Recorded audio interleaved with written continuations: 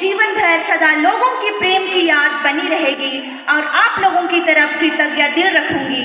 आदरणीय प्रधानाचार्य, सभी शिक्षक वृंद और CLC के सभी सहपाठियों, जय यीशु।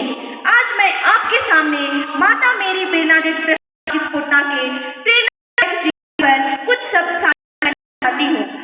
प्रसाद और की सुपुत्री ख्रिस्त आनंदित रूथ, जिनका जन्म 2 जून 1878 ईस्वी को छोटा नागपुर की पवित्र भूमि सरगांव नामक गांव में हुआ था। ईश्वर की विशेष कृपा उन पर पड़ी जो हमेशा सच्चे धर्म की खोज में लगी रही। इनमें परख की शक्ति थी, जिसके कारण उसने कैथोलिक धर्म को सच्चा धर्म स्वीकार किया। तत्पश्चात उनका लूथरन चर्च के अनुसार ख्रिस्त आनंदित रूथ कैथोलिक कलीसिया में बदलकर बपतिस्मा मिला मरिया बेर्नाडेट, जिसे आज हम माता बेर्नाडेट की स्फुटना के नाम से जानते हैं। यह ईश्वरीय बुलाहट की पहली अंतरतम आवाज थी, जिनको उन्होंने पहचाना और दिन रात पूरी लगन सच्चाई के साथ यीशु के प्रेम से प्रज्वलित होकर मदरों के कामों में हाथ बटाती रही। इनमें इच्छा जागृत हुई कि हम तो निर्बुद्धि हैं, हम इनके समान तो नहीं बन सकती, पर हम अविवाहित रहकर अपने लोगों की सेवा अवश्य करेंगी।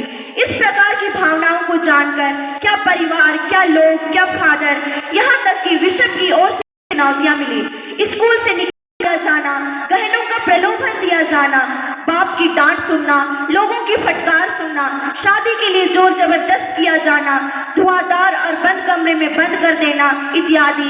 इस प्रकार के कई प्रलोभन, प्रताड़नाएं भी दी गई, पर वे अपने लक्ष्य से अचल, अडिग और स्थिर बनी रही और अपनी जीवन की कसौटी में खरी उतरी। उनके साहसिक कदम, प्रेम, कृतज्ञ हृदय, सकारात्मक सोच, नम्रता, दूरदर्शिता, लगनता, धार्मिकता, आज्ञाकारिता, समझदारी जैसे गुणों की सराहना करते हैं। हम ऐसी त्यागी और दृढ़ निश्चयी आत्मा को शत शत नमन करते हैं। ऐसा इसलिए हो पाया क्योंकि माता मेरी बेर्नाडेट का जीवन इन्होंने ख्रिस्त के मूल्यों को धारण कर लिया था। इनकी सबसे बड़ी खूबी थी पवित्र साक्रामेंट की भक्ति और आदर करना, दूतों संतों की भक्ति रखना, लूर्द की माता मरियम की भक्ति करना, ये सभी इनकी शक्ति का मार्ग बना।